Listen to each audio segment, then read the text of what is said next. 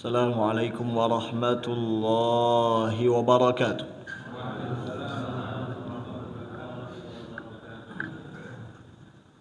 Alhamdulillah hamdan katsiran tayyiban mubarakan fih mubarakan alaih kama yuhibbu rabbuna wa yarda. Ashhadu an la ilaha illallah wahdah la syarika lah wa ashhadu anna Muhammadan abduhu wa rasuluh. Allahumma salli wa sallim ala nabiyyina Muhammadin wa ala alihi wa ashabihi wa man ittaba'ahum bi ihsanin ila yaumiddin. Rabbana iftah bainana wa baina qaumina bil haqqi wa anta khairul fatihin. Allahumma inna nas'aluka ilman nafi'an wa rizqan tayyiban wa amalan mutaqabbala, amma ba'd.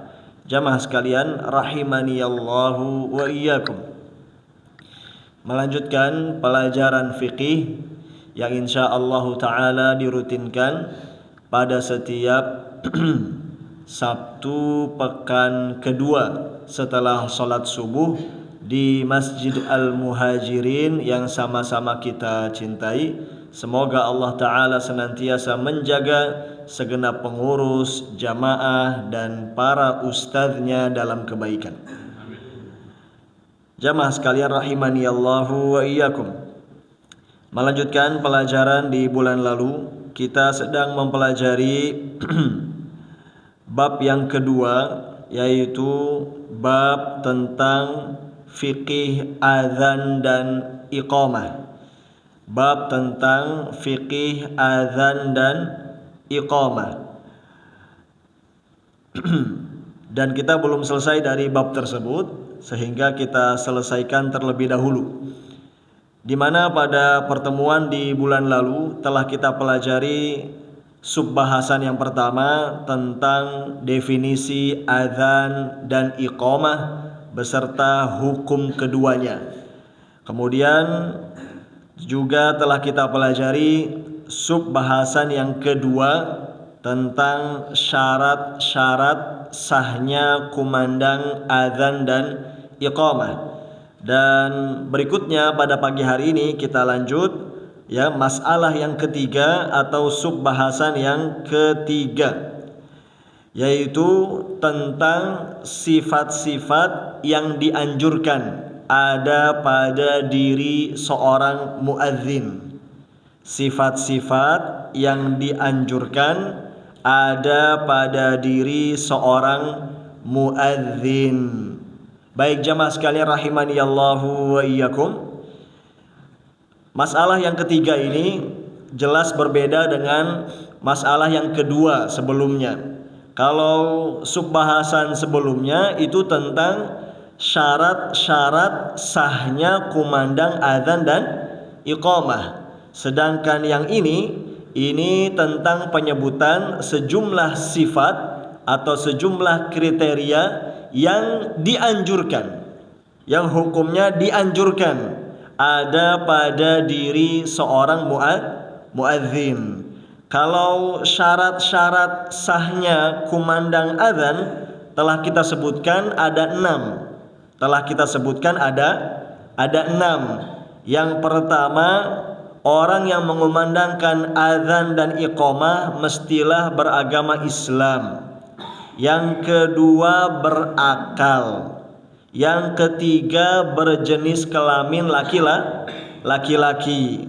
Kemudian yang keempat, hendaknya kumandang azan tersebut dikumandangkan tatkala sudah masuk waktu salat. Syarat sah yang kelima, hendaknya kumandang azan itu lafalnya berurutan dan bersambung, artinya tidak terjeda oleh aktivitas yang lain. Kemudian syarat sah yang keenam, hendaknya kumandang azan dan iqamah itu dengan bahasa Arab, tidak diterjemahkan. Itu 6 syarat sah kumandang azan dan iqamah. Nah, kalau subbahasan berikutnya yang akan kita sampaikan ini tentang sifat-sifat, tentang sejumlah kriteria yang hukumnya dianjurkan, bila katanya itu dianjurkan artinya disunnahkan alias tidak wajib. Kalau yang tadi itu syarat-syarat sah itu mesti, itu harus, Sedangkan yang ini itu dianjurkan, dianjurkan. Hukumnya disunnahkan. Baik. Nah, ini anak saya nih, duduknya yang bagus. Songkoknya dipakai biar rapi. Nah, gitu. Lagi liburan sekolah ini diajak ya. Baik. Jamaah sekalian rahimani Allahu wa iyyakum. Nah, akan kita sebutkan di sini ada 8, Ada 8 sifat-sifat yang dianjurkan ada pada diri seorang muadzin. Sifat yang pertama, hendaknya seorang muadzin adalah orang yang adil lagi amanah. Hendaknya seorang muadzin itu orang yang adil lagi amanah. Yang dimaksud dengan adil di sini adalah kesolehan. Yang dimaksud dengan adil di sini adalah kesolehan. Dan yang dimaksud dengan amanah adalah terpercaya. Yang dimaksud dengan amanah ialah terpercaya. Demikian. Ini yang dianjurkan ada pada diri seorang muadzin. Dia dikenal orang baik dan juga dia dikenal amanah alias terpercaya. Mengapa? Karena seorang muadzin ini dia sejatinya dipercaya dan diamanahi, di mana dia menjadi rujukan, di mana dia menjadi rujukan terkait ibadah salat dan puasa. Itu terkait ibadah salat dan puasa. Kalau salat jelas 5 waktu, di mana kumandang azan ini hendaknya dikumandangkan ketika sudah masuk waktu. Kalau terkait puasa yaitu terkait 2 kumandang azan subuh dan azan maghrib. Itu sehingga ini kriteria pertama yang dianjurkan. Hendaknya yang maju menjadi muadzin itu adalah orang yang dikenal saleh dan juga dikenal amanah. Karena orang tersebut akan menjadi acuan banyak orang di dalam pelaksanaan ibadah salat dan puasa. Demikian. Sifat yang kedua hendaknya seorang muadzin tersebut adalah orang yang sudah baligh. Hendaknya muadzin tersebut adalah orang yang sudah baligh. Ini perhatikan. Di penjelasan ini kriteria sudah baligh itu dimasukkan dalam kategori yang dianjurkan, bukan menjadi syarat sah. Perhatikan baligh dalam kumandang azan dan iqamah itu tidak menjadi syarat sah. Itu menjadi sesuatu yang dianjurkan, sehingga untuk sahnya kumandang azan dan iqamah itu tidak disyaratkan mesti sudah baligh. Hanya saja dianjurkan yang sudah baligh. Berarti kumandang azan atau iqamah yang dilakukan oleh seorang anak kecil tapi dia sudah tamyiz, maka kumandang azan dan iqamahnya sah. Ini perhatikan itu. Jadi kalau ditanyakan apa status kumandang azan dan iqamah yang dilakukan oleh anak kecil, sah atau tidak? Itu maka jawabnya anak kecil yang sudah tamyiz sekalipun belum baligh, maka azan dan iqamahnya dianggap sah. Itu dianggap apa? Dianggap sah. Dengan catatan tadi anak kecil tersebut sudah apa? Sudah tamyiz. Tamyiz itu maknanya sudah mudeng, sudah bisa membedakan mana aktivitas ibadah, mana yang bukan ibadah, ya. Dan sebagian ulama ya berpatokan usia tamyiz itu 7 tahun. Usia tamyiz itu apa? 7 tahun. Nah, ini sebagian ulama berpandangan demikian. Karena anak kecil sudah mulai diperintahkan sholat itu di umur berapa? 7 tahun. Ada demikian. Ya. Jadi untuk sahnya kumandang azan dan iqamah itu tidak disyaratkan sudah baligh, hanya saja dianjurkan. Jelas ya? Ada demikian. Seperti itu. Jadi kalau dalam pelaksanaan azan dan iqamah, ini hendaknya tidak sembarangan, ya, tidak sembarangan mendorong orang, ya.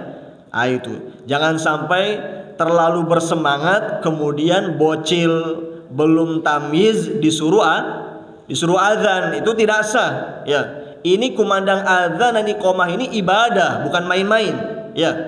Itu kecuali kalau anak kecil tersebut sudah tamyiz, baru bisa ya dipersilakan untuk kumandang azan dan iqamah, meskipun tadi yang dianjurkan apa? Sudah baligh. Demikian. Baik, ya. Sifat yang ketiga yang hendaknya ada, yang dianjurkan ada pada diri seorang muadzin, yaitu hendaknya seorang muadzin mengetahui betul waktu-waktu salat, ya. Hendaknya seorang muadzin mengetahui betul waktu-waktu salat agar dia tepat, ya, mengacu kepada waktu-waktu salat tersebut, sehingga dia pun bisa mengumandangkan azan ketika sudah masuk waktunya. Karena kalau dia tidak tahu, ya, waktu-waktu sholat, dikhawatirkan bisa keliru, ya. Belum masuk waktu kemudian sudah apa? Kumandang azan, itu, ya. Jadi ini artinya bagi seorang muadzin, ya, dia mesti selalu update, ya, waktu sholat hari ini, itu kapan, subuhnya kapan, zuhurnya kapan, demikian, ya. Seperti itu. Jangan sampai tidak memperhatikan waktu.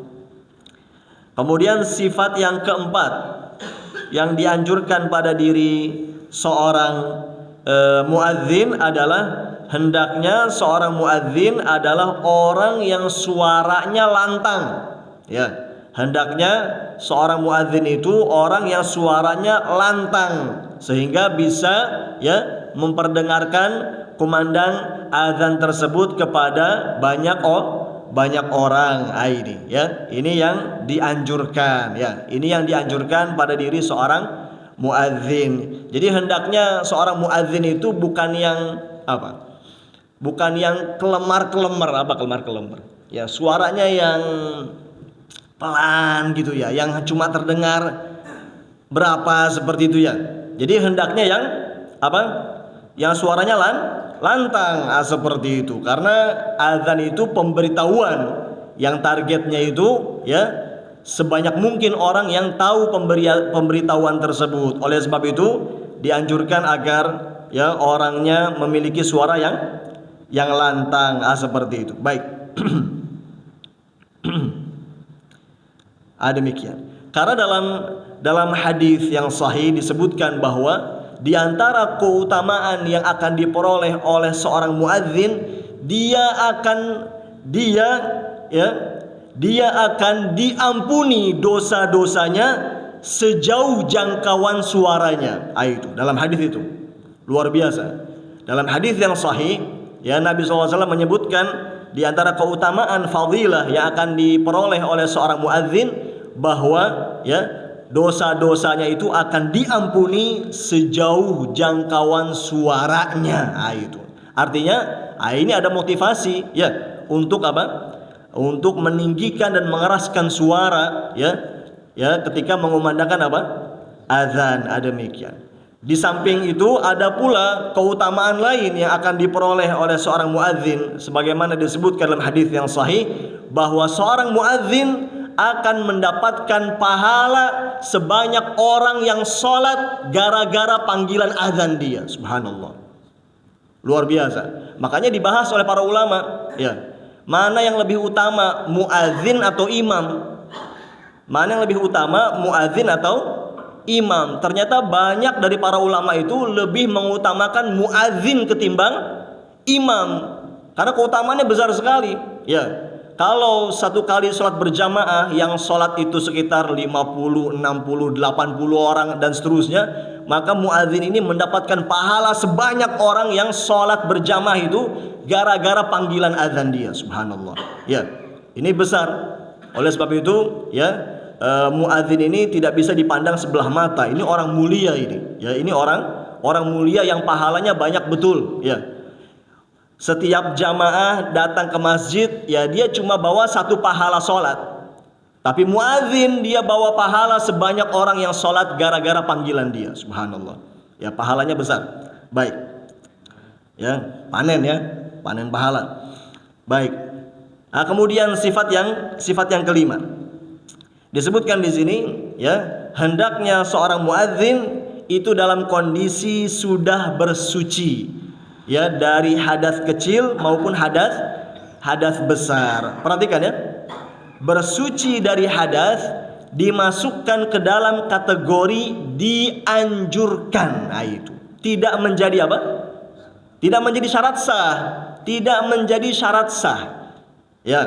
Jadi kalau seandainya sudah masuk waktu sholat, ternyata dalam kondisi muadzin belum sempat berwudu, ini sudah masuk waktu sholat, ya. Itu ya. Sedangkan ya kumandang azan ini hendaknya ya tepat waktu untuk memberitahu orang, ya. Demikian. Nah, kalau seandainya belum bersuci lalu langsung mengumandangkan azan, maka azannya dinyatakan apa? Sah. Azannya sah. Azannya sah sekalipun belum berwudu. Karena tadi bersuci dari hadas itu menjadi apa? Sifat yang dianjurkan, bukan menjadi syarat sah. Jelas?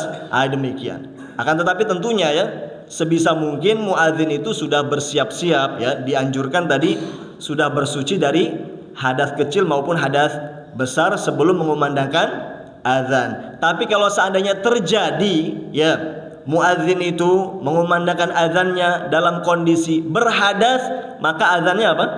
Azannya sah dan tidak perlu diulang. Azannya sah dan tidak perlu apa? Diulang. Karena kumandang azan, kumandang iqomah itu bukan sholat, ya. Bukan apa? Bukan sholat. Kalau sholat, iya, disyaratkan untuk apa? Bersuci terlebih dahulu. Baik. Sifat yang keenam, ya, hendaknya muadzin mengumandangkan azan, ya, sambil berdiri menghadap ke arah kiblat. Itu, ya, ini sifat yang keenam. Hendaknya seorang muadzin mengumandangkan azannya itu sambil berdiri sembari menghadap ke arah kiblat. Seperti itu, ya. Ini, ya, dianjurkan. Ini dianjurkan, ya. Ya, perhatikan, ya, sambil berdiri ini dimasukkan ke dalam kategori yang dianjurkan, bukan menjadi syarat sah. Sehingga kalau seandainya ada muadzin, ya, tidak bisa berdiri, ya, karena ada suatu uzur sehingga dia kumandang azannya sambil apa? Sambil duduk, maka azannya apa? Azannya sah, karena itu dianjurkan seperti itu, ya. Baik, dan tadi dianjurkan juga sembari menghadap kiblat. Makanya disetting, ya, kalau pasang mikrofon itu hendaknya, ya, tidak memalingkan muadzin dari arah kiblat, akan tetapi disettingnya itu supaya muadzin bisa menghadap ke arah kiblat. Ya. Kemudian sifat yang ketujuh yang dianjurkan, hendaknya muadzin menjadikan kedua jari telunjuknya ke dalam kedua telinganya, ya. Hendaknya seorang muadzin, ya, menjadikan atau meletakkan kedua ujung, ya, kedua jari telunjuknya itu di dalam kedua telinganya. Demikian. Jadi itu yang dianjurkan, yang disunahkan. Jadi dua jari telunjuk ini, ya, dia masukkan ke dalam telinganya. Itu. Ini, ya, yang dianjurkan dalam mengumandangkan apa? adzan, seperti itu. Demikian pula iqamah tidak mengapa seperti itu, ya. Dengan memasukkan kedua jari telunjuk ke dalam kedua telinga, itu yang disunahkan. Jadi, ya. Jadi bukan pegang pipi, ya, bukan pegang pipi begini, bukan. Ya, bukan pegang pipi, bukan. Atau bukan cuma satu saja, bukan, tapi dua. Sunnahnya itu apa? Dua, demikian. Dan bukan sibuk pegang mikrofon, bukan. Sunnahnya di sini, ya, demikian. Sehingga hendaknya, ya, mikrofon juga sudah disetting tidak perlu dipegang, itu, ya, agar muadzin itu bisa mengamalkan sunnah ini, ya. Dia masukkan kedua jari telunjuknya ke dalam kedua telinganya untuk mengumandangkan apa? Adzan. Masih di nomor 7 juga, ya. Dianjurkan pula bagi muadzin itu, ya, untuk menolehkan wajahnya, ya. Untuk apa? Menolehkan wajahnya ke arah sebelah kanan ketika dia mengucapkan hayya 'alas shalah, dan, ya, ke sebelah kiri ketika dia mengucapkan kalimat hayya 'alal falah. Itu. Ini ada hadisnya tentang hal tersebut, ya. Ada riwayat tentang hal tersebut, ya, bahwa di antara kesunahan dalam kumandang adzan itu ada menolehkan wajah ke kanan dan juga menolehkan wajah ke kiri. Menolehkan wajah ke kanan itu pada kalimat apa tadi? Hayya 'alas shalah. Berarti dua kali hayya 'alas shalah, itu ke kanan. Ya. Seperti itu. Hayya 'alas shalah, kemudian baru hayya 'alal falah ke kiri dua kali, ya. Itu hayya 'alal falah, hayya 'alal falah ke kiri. Seperti itu. Demikian. Jelas, ya? Dan sekarang kan azannya dibantu dengan mikrofon, ya. Ini. Jangan sampai menoleh itu kemudian membuat suara hilang juga, ya. Mesti dikondisikan bagaimana supaya menoleh akan tetapi suara tetap bisa masuk, seperti itu. Demikian. Makanya kalau kita perhatikan di beberapa tempat, di beberapa masjid, ya, itu mikrofon untuk muadzin itu tidak satu, bisa sampai 5. Bisa sampai apa? Sampai 5. Kita kalau lihat muadzin di Masjidil Haram, di Masjid Nabawi, ya, di beberapa tempat yang lain, itu mikrofonnya tidak satu, itu bisa sampai 5 melebar, supaya tadi tetap bisa mengamalkan sunnah tadi, ya, menoleh ke kanan dan menoleh ke kiri, suara tetap apa? Tetap masuk ke mikrofon. Demikian. Baik. Kemudian yang ke-8 ini yang terakhir, ya. Kemudian yang ke-8 ini yang terakhir, ya. Di antara yang dianjurkan pada diri muadzin adalah hendaknya perlahan dalam mengumandangkan azan. Hendaknya perlahan-lahan dalam mengumandangkan azan, dan hendaknya lebih mempercepat di dalam mengumandangkan iqamah, ya. Yani ketika mengumandangkan azan yang dianjurkan itu perlahan-lahan. Sedangkan ketika mengumandangkan iqamah sunnahnya itu, ya, agak dipercepat. Demikian, ya, seperti itu. Jadi tidak benar kalau ritme iqamah selambat ritme azan, nggak tepat, ya. Kalau iqamah itu sunnahnya, ya, lebih apa? Dipercepat ritme, ya, mengumandangkannya. Baik, beres. Jamaah sekalian rahimani Allahu wa iyyakum. Izin minum, ya. Bismillah.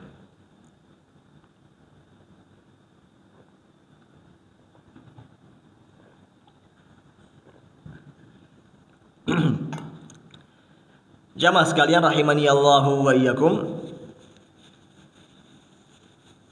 Masalah yang keempat. Masalah yang keempat atau subbahasan yang keempat, ya, tentang sifat, ya. Tentang sifat azan dan iqamah. Ya, masalah yang keempat ini tentang sifat azan dan iqamah, ya. Artinya kita akan sebutkan kaifiyat atau lafal, ya, pada azan dan iqamah sebagaimana yang telah disyariatkan, ya, oleh Nabi sallallahu alaihi wasallam. Baik. Nah, disebutkan bahwa Azan dan iqamah ini memiliki sifat atau kaifiyat yang telah ditentukan sebagaimana telah disebutkan dalam hadis yang sahih dari Nabi sallallahu alaihi wasallam, ya. Sehingga lafal azan dan iqamah ini, ya. Lafal azan dan iqamah ini tidak boleh dikarang-karang, tidak boleh dibuat-buat, tidak boleh ditambah-tambah, tidak boleh dikurang-kurangi, ya. Ini ibadah. Yang namanya ibadah itu harus sebatas dalil, tidak menerima modifikasi. Demikian. Oleh sebab itu, hendaknya seseorang agar azannya menjadi sah, ya, dia mencukupkan diri dengan lafal yang telah diajarkan oleh baginda Nabi sallallahu alaihi wasallam. Demikian. Ya. Contoh saja misalnya, ya, pada lafal syahadat asyhadu anna Muhammadar Rasulullah. Demikian lafalnya dalam hadis, ya. Apakah seseorang dibenarkan dalam kumandang azan dia menambahkan kata sayyidana? Jawabnya apa? Tidak boleh, ya. Tidak boleh. Meskipun maksudnya bagus, meskipun maknanya bagus, tapi kalau lafalnya tidak diajarkan oleh Nabi sallallahu alaihi wasallam, maka tidak sepatutnya untuk diucapkan. Jelas, ya? Demikian. Jadi tidak benar dan tidak boleh kalau ada orang mengumandangkan azan dengan mengucapkan seperti berikut, asyhadu anna sayyidana Muhammadar Rasulullah. Itu bisa geger sekampung itu, ya. Itu azan apa ini, ya? Demikian, ya. Ini ibadah, ya. Tidak boleh dimodifikasi. Jadi mesti mencukupkan diri dengan apa yang telah datang dari Nabi sallallahu alaihi wasallam. Baik. Nah, untuk lafal azan, ya, untuk lafal azan itu telah disebutkan dalam hadis, ya. Hadis yang sahih diriwayatkan oleh Abu Dawud dan selainnya, yaitu pada hadis Abi Mahdzurah, ya. Hadis Abi Mahdzurah radhiyallahu anhu, bahwasanya Nabi sallallahu alaihi wasallam telah mengajarkan beliau kumandang azan, ya. Ini hadis Abi Mahdzurah, bahwa dalam hadis tersebut Nabi sallallahu alaihi wasallam, ya, sudah pernah mengajarkan, ya, sahabat tersebut kumandang azan, ya. Nabi sendiri sallallahu alaihi wasallam yang langsung mengajarkan bagaimana kumandang azan, bagaimana lafal-lafalnya, ya. Itu bagaimana lafal kumandang azan. Nah, lafalnya adalah yang ma'ruf, yang biasa kita sudah dengar sehari-hari di masjid-masjid kita, ya. Kata beliau, ya, taqul, engkau mengucapkan Allahu akbar, Allahu akbar, Allahu akbar, Allahu akbar, asyhadu an la ilaha illallah, asyhadu an la ilaha illallah, asyhadu anna Muhammadar Rasulullah, asyhadu anna Muhammadar Rasulullah, hayya 'alas salah, hayya 'alas salah, hayya 'alal falah, hayya 'alal falah, Allahu akbar, Allahu akbar, la ilaha illallah. Itu lafalnya, ya, sebagaimana disebutkan dalam hadis yang sahih tersebut, ya. Hadis Abi Mahdzurah, bahwa Nabi sendiri sallallahu alaihi wasallam yang langsung mengajarkan beliau kumandang azan dengan lafal yang tadi sudah kita sebutkan, ya. Adapun sifat atau lafal iqamah, ya, seperti yang biasa kita dengar pula, ya. Lafalnya dalam hadis berbunyi, ya, Allahu akbar, Allahu akbar, asyhadu an la ilaha illallah, asyhadu anna Muhammadar Rasulullah, hayya 'alas salah, hayya 'alal falah, qad qamatis salah, qad qamatis salah, Allahu akbar, Allahu akbar, la ilaha illallah. Itu lafal apa? Lafal iqamah, ya. Demikian. Ini berdasarkan hadis Anas, ya. Berdasarkan hadis Anas radhiyallahu anhu, dalam hadis yang sahih diriwayatkan oleh Al-Bukhari dan Muslim, dan lafal ini yang dibawakan adalah lafal Al-Bukhari. Kata sahabat Anas radhiyallahu anhu, ya, bahwa Bilal radhiyallahu anhu telah diperintahkan oleh Nabi sallallahu alaihi wasallam untuk menggenapkan lafal azan dan untuk mengganjilkan lafal iqamah kecuali pada kalimat qad qamatis shalah, qad qamatis shalah. Itu. Jelas ya? Seperti itu. Ya. Itu perbedaan lafal iqamah dengan lafal adzan ya. Tadi lafal adzan disebutkan dalam hadis Abi Mahdzurah tadi ya. Ada demikian. Sebagaimana tadi sudah kita sampaikan. Kemudian dalam hadis Anas tadi ada penyebutan bahwa Bilal selaku muadzin Nabi sallallahu alaihi wasallam itu pada azan diperintahkan untuk menggenapkan ya lafal-lafalnya. Ada demikian ya. Kemudian pada kumandang iqamah beliau diperintahkan untuk mengganjilkan kecuali di kalimat apa? Qad qamatis shalah, qad qamatis shalah. Baik. Jamaah sekalian rahimani Allahu wa iyyakum. Ya. Sehingga tadi ya kalimat-kalimat pada kumandang azan itu dua kali, sedangkan kalimat-kalimat pada iqamah itu sekali-sekali kecuali pada kalimat apa? Qad qamatis shalah itu diucapkan berapa kali? 2 kali. Baik. Jamaah sekalian rahimani Allahu wa iyyakum. Itulah lafal azan dan iqamah ya sebagaimana yang diajarkan oleh baginda Nabi sallallahu alaihi wasallam. Baik.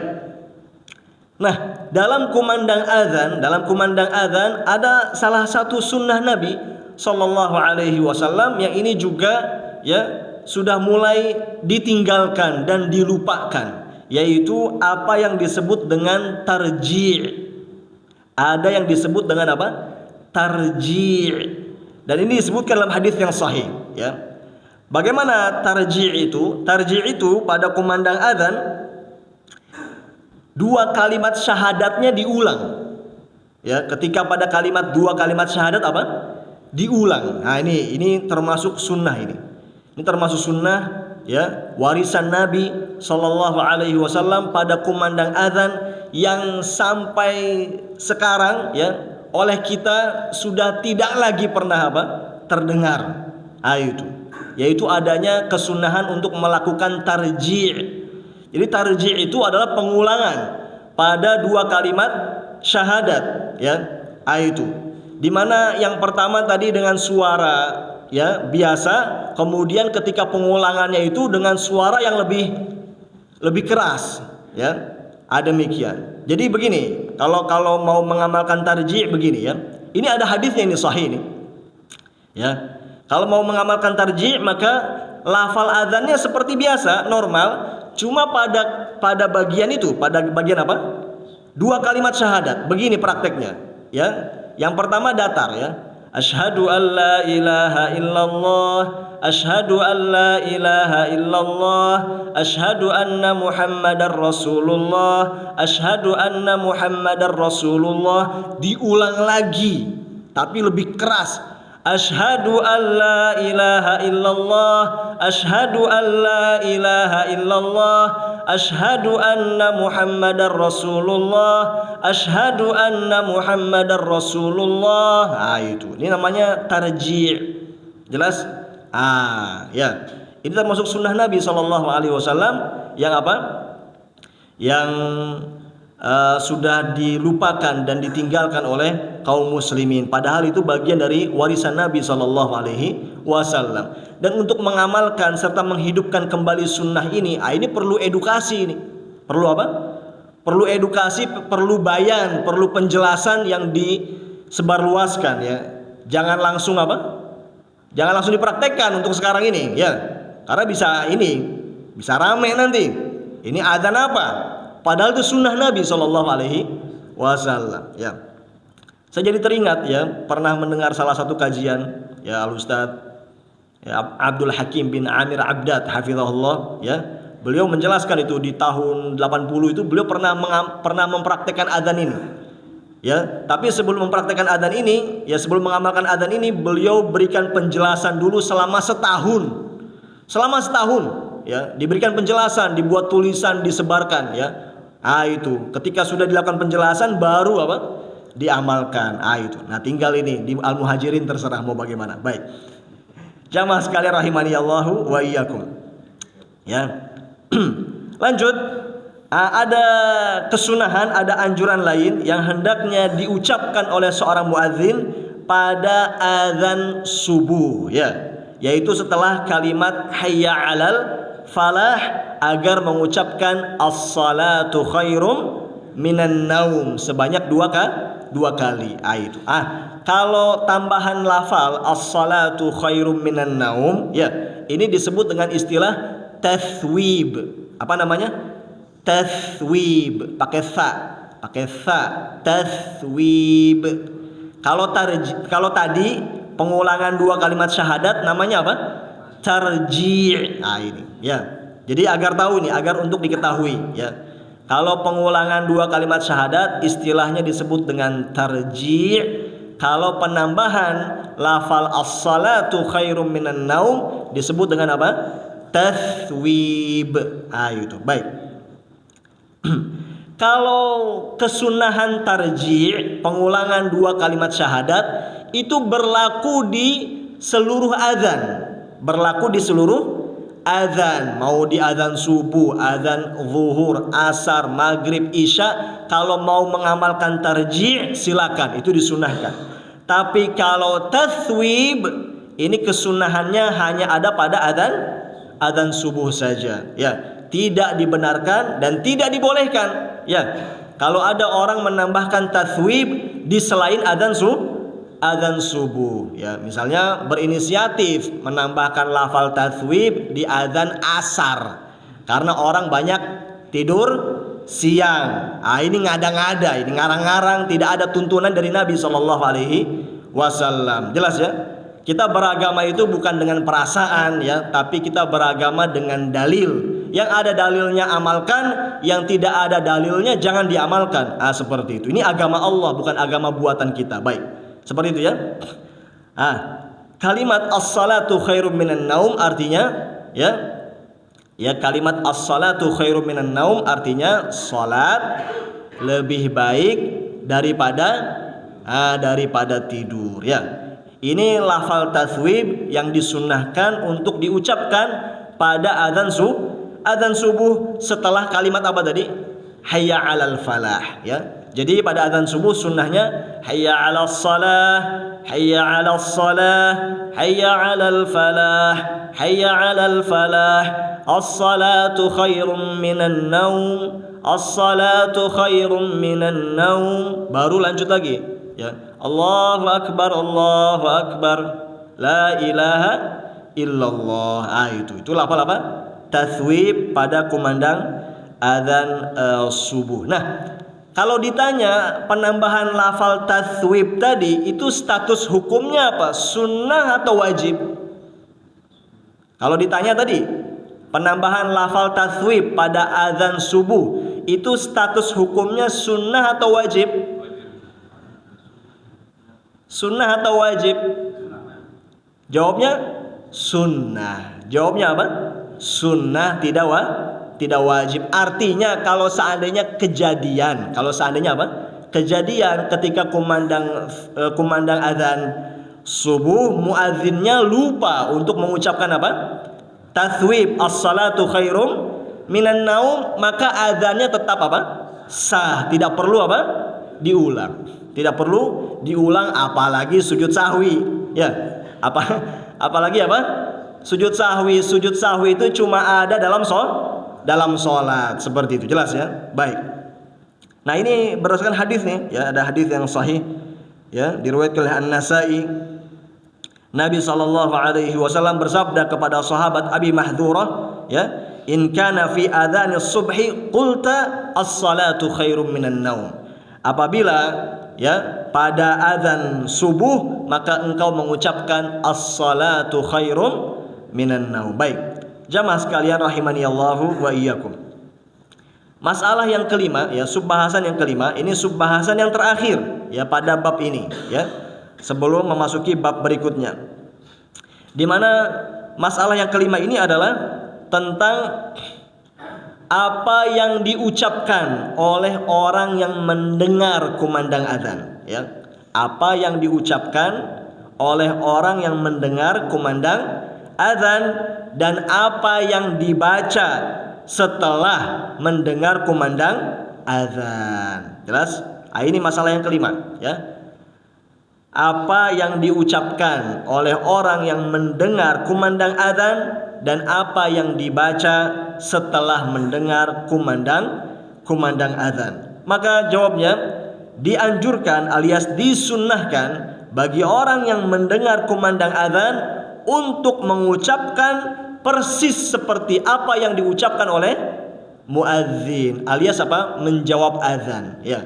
Jadi mengucapkan kalimat seperti yang diucapkan oleh muadzin. Ini berdasarkan hadis, ya. Ada hadis yang sahih diriwayatkan oleh Al-Bukhari dan Muslim.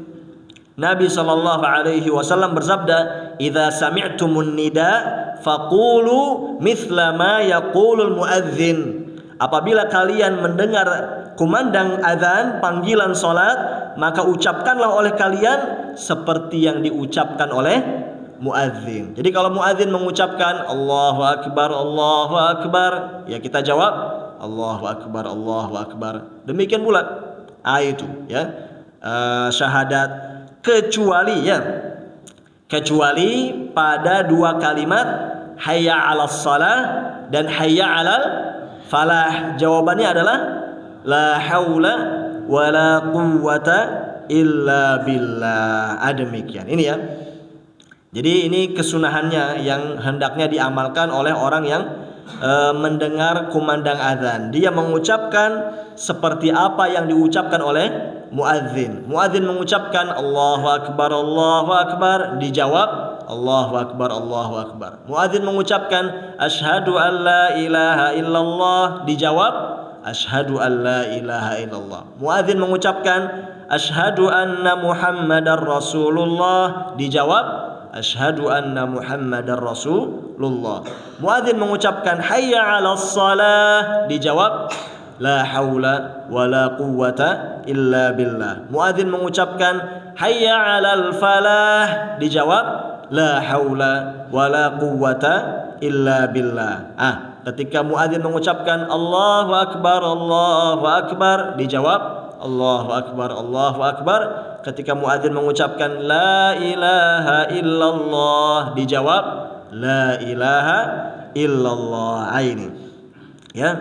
Tadi berdasarkan hadis Umar bin Al-Khattab radhiyallahu anhu yang sahih diriwayatkan oleh Imam Muslim. Jadi kalau pada lafal hayya 'alas shalah dan hayya 'alal falah, maka dijawab dengan apa? La haula wala quwwata illa billah. Ini menarik, ya. Ketika dipanggil hayya 'alas shalah, mari menuju salat. Hayya 'alal falah, mari menuju kemenangan. Dijawabnya apa tadi? La haula wala quwwata illa billah. Yang artinya tidak ada daya dan tidak ada kekuatan kecuali dari siapa? Dari Allah. Ini menunjukkan apa? Ini menunjukkan pengakuan akan kelemahan diri dan juga menunjukkan butuhnya seorang hamba kepada pertolongan Allah Subhanahu wa taala. Artinya, kalau bukan karena daya dan kekuatan dari Allah, tentu kita tidak akan bisa berangkat ke masjid. Dengan bukti, ya, orang-orang yang punya uang banyak, punya kendaraan mewah, banyak dari mereka yang tidak bisa berangkat ke masjid. Ini menunjukkan apa? Yang ke masjid itu cuma orang-orang pilihan. Yang ke masjid itu cuma apa? Cuma orang-orang pilihan yang Allah berikan kekuatan. Seperti itu, ya. Jadi kalau daki gunung, hiking, apa istilahnya? Hiking. Kalau hiking, ya, berhasil menaklukkan Gunung Bromo, gunung sekian ribu mdpl. Apa mdpl? Ya, mdpl? Itu, ya, di atas permukaan laut, ya. Jadi berhasil ditaklukkan, ya. Itu. Jadi gunung dengan ketinggian sekian ribu mdpl bisa ditaklukkan. Tapi ke Masjid Al-Muhajirin yang cuma berapa meter saja nggak berangkat. Ya. Tiap ini, ya. Kalau goes, Goes ya. Kalau goes dari Bekasi sampai Bogor bisa ya. Update status selfie ya, goes. Ya. Ah itu. Tapi ke masjid yang cuma berapa meter nggak sanggup. Ah ini kan bagaimana ya? Nanti ditanya loh. Ya di akhirat itu nanti akan ditanya tentang nikmat kaki yang sudah Allah kasih. Dipakai ke masjid atau tidak. Ada demikian. Baik. Jadi kadang-kala malu tadi ya. Ah itu. Kadang-kala malu ya. Mendaki gunung bisa sekian ribu mdpl tadi ya. Goes ya sekian kilometer bisa, tapi ke masjid yang cuma beberapa meter saja nggak sampai-sampai ya. Ada demikian. Baik. Nah jamaah sekalian rahimani Allah wa iyyakum, sedikit lagi. Kalau seandainya muadzin pada azan ya, saya ulang. Kalau seandainya muadzin pada kumandang azan salat subuh melafalkan lafal tathwib tadi, as-salatu khairum minan naum, maka orang yang menyimaknya menjawab apa? Sama sarwa kene ya. Itu. Jadi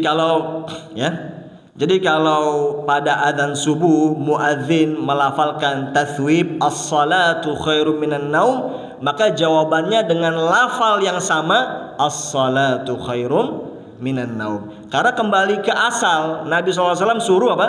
Ucapkanlah oleh kalian seperti yang diucapkan oleh muadzin, kecuali cuma pada kalimat hayya 'alas shalah dan hayya 'alal falah. Berarti pada kalimat as-salatu khairum minan naum jawabannya apa?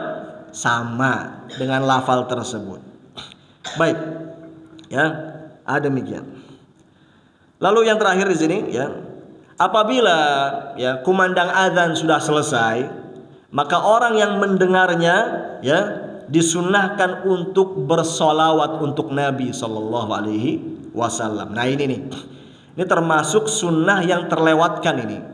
Ya kebanyakan orang populernya itu setelah mendengar kumandang azan langsung baca doa setelah azan. Allahumma rabba hadhihi da'watid tammah. Padahal dalam hadisnya itu sebelum baca itu bersolawat dulu untuk Nabi Sallallahu Alaihi Wasallam. Dan solawat yang dibaca bisa dengan solawat Ibrahimiyah yang dibaca pada tasyahud. Allahumma salli ala Muhammad wa ala ali Muhammad kama sallaita ala Ibrahim wa ala ali Ibrahim innaka Hamidum Majid, dan seterusnya. Ya, itu. Jadi itu sunnahnya. Ya, setelah beres mendengar kumandang azan, bersolawat dulu untuk Nabi Sallallahu Alaihi Wasallam, baru kemudian membaca doa setelah kumandang azan. Ya, yang berbunyi Allahumma rabba hadhihi da'watid tammah wassalatil qa'imah ati Muhammadanil wasilata wal fadilah wa ba'athhu maqaman mahmudanil ladzi wa'adta, sampai situ tidak dengan tambahan innaka la tukhliful mi'ad. Ya, karena dalam hadisnya itu ya, dalam hadis yang sahih diriwayatkan oleh Al-Bukhari, lafalnya itu cuma sampai wa ba'athhu maqaman mahmudanil ladzi wa'adta, cuma sampai situ yang sahih di dalam hadis yang diriwayatkan oleh Al-Bukhari. Tidak perlu dengan tambahan innaka la tukhliful mi'ad. Demikian. Seperti itu. Baik. Dan artinya bagus ya. Allahumma rabba hadhihi da'watid tammah. Ya Allah, Rabb panggilan yang sempurna ini, ya. Wassalatil qa'imah, salat yang didirikan. Ati Muhammadanil wasilata wal fadilah. Ya Allah, berikanlah untuk Nabi Muhammad Sallallahu Alaihi Wasallam al-wasilah dan al-fadilah, ya, kedudukan yang tinggi dan keutamaan yang besar untuk beliau.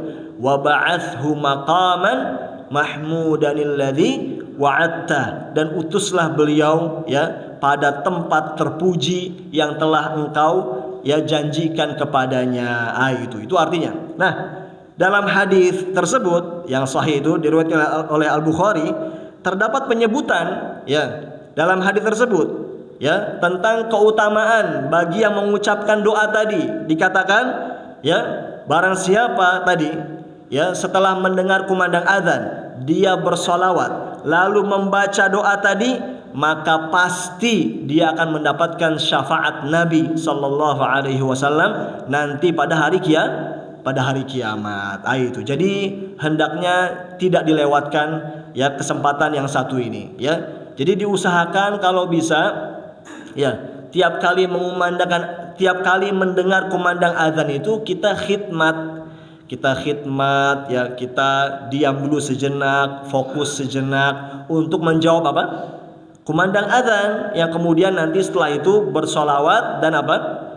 Dan membaca doa setelah azan. Apabila itu diamalkan, maka wajib baginya ya mendapatkan apa tadi? Syafaat Nabi sallallahu alaihi wasallam nanti pada hari kiamat. Jelas ya? Beres, walhamdulillahi rabbil alamin. Nah, yang ingin kita tegaskan adalah kalau ditanya ya, menjawab azan tadi hukumnya wajib atau sunnah? Menjawab azan tadi bagi yang menyimak wajib atau sunnah? Jawabnya sunnah. Tidak sampai apa? Tidak sampai wajib. Jawabnya sunnah alias dianjurkan dan pahalanya besar tadi. Jelas ya? Ada demikian. Lalu perhatikan dalam hadis tadi ya, terkait apa? Bersolawat kemudian membaca doa setelah kumandang azan, ini hanya dibaca oleh orang yang mendengar.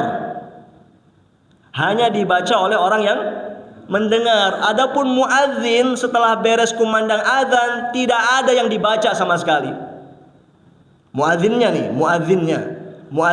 setelah beres mengumandangkan azan, maka tidak ada yang dia baca.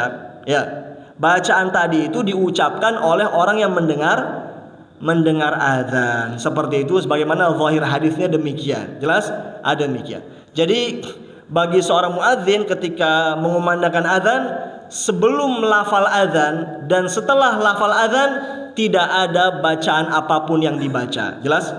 Itu ya. Jadi tidak ada tuntunannya muadzin sebelum azan ya membaca macam-macam bacaan. Misalnya membaca ayat innallaha wa malaikatahu yusholluna 'alan nabi dan seterusnya. Ini tidak ada tuntunannya dari Nabi sallallahu alaihi wasallam, enggak ada. Ya.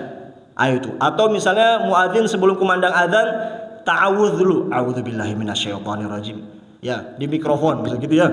Atau baca bismillahirrahmanirrahim. Atau baca An-Nas, qul a'udzu birabbin nas dan seterusnya. Ini enggak ada tuntunan dari Nabi sallallahu alaihi wasallam. Kalau mau azan aja langsung. Allahu akbar, Allahu akbar. Jelas ya?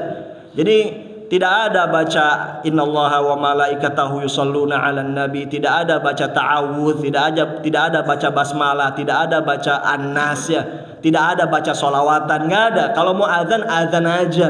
Itu tuntunan Nabi sallallahu alaihi wasallam ya. Kita dituntut untuk apa? Menjaga kemurnian agama Islam ya. Kalau kemudian masing-masing berkreasi, bikin ini, tambah ini, modifikasi ini, nanti kemurnian Islam hilang, tidak lagi terpelihara. Jelas ya?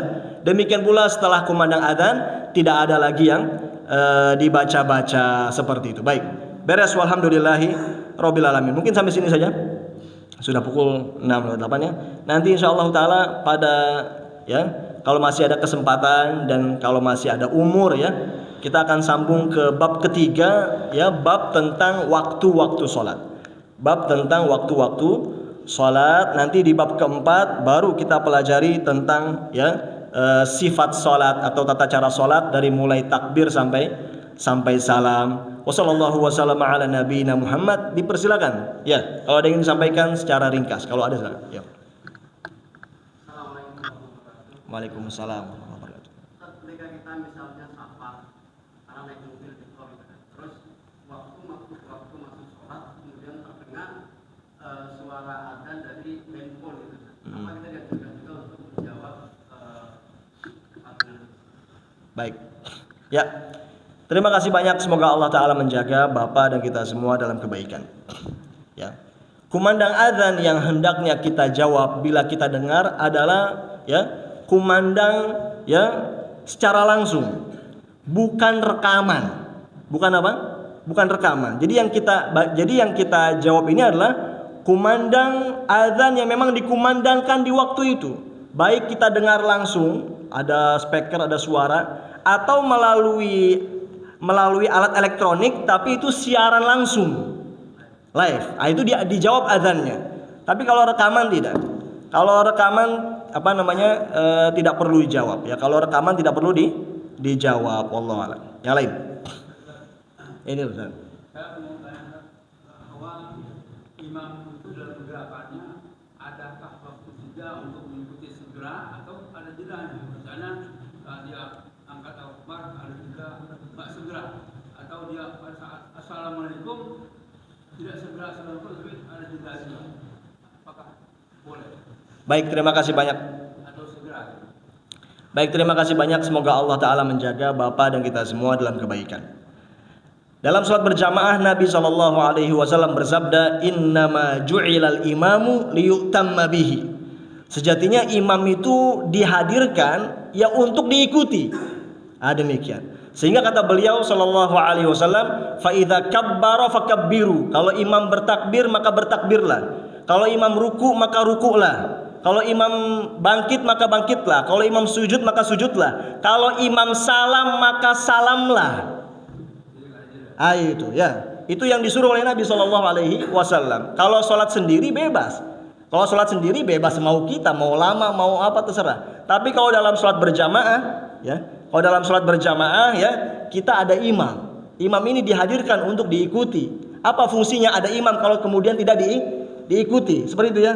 Demikian. Jadi tidak bisa seseorang beralasan lagi enak berdoa, lagi asyik berdoa, ya. Kemudian imamnya sudah takbir, imamnya sudah salam, masih juga berdoa. Ini menyelisih petunjuk Nabi SAW. Seperti itu. Ya, seperti ini, fenomena seperti ini dilakukan oleh sebagian orang. Misalnya biasanya itu ketika sujud misalnya, ya. Ketika sujud, betul sujud itu merupakan tempat bagus untuk berdoa. Tapi kalau dalam sholat berjamaah, bila imam sudah bangkit dari sujud, jangan terus-terusan sujud. Satu ya. Yang kedua, ya, yang biasanya juga dilakukan oleh sebagian orang adalah sebelum salam. Setelah tasyahud akhir sebelum salam. Betul, itu tempat bagus untuk memanjatkan doa. Tapi dalam sholat berjamaah, kalau imam sudah salam. Seperti itu. Jelas ya? Demikian. Ini petunjuk Nabi SAW. Oke, yang lain. Ya. Bagaimana saat iqamah pada penyebutan lafaz hayya 'alal shalah dan hayya 'alal falah? Apakah mengiqam juga seperti pada saat azan, dan pada saat muadzin iqamah yang mendengar, apakah menjawab juga sunnahnya seperti azan? Baik. Ya. Terima kasih banyak ya. Semoga Allah Ta'ala menjaga Bapak dan kita semua dalam kebaikan. Maka ini pertanyaannya, apakah hal-hal tadi berlaku pula pada iqamah, begitu ya? Demikian. Seperti tadi itu ketika menoleh ya, iqamah apakah begitu juga? Lalu apakah iqamah juga dijawab ya seperti menjawab azan? Demikian. Maka jawabnya yang kita baca itu ada sebagian ijtihad pendapat ulama yang menyamakan, bisa. Jelas?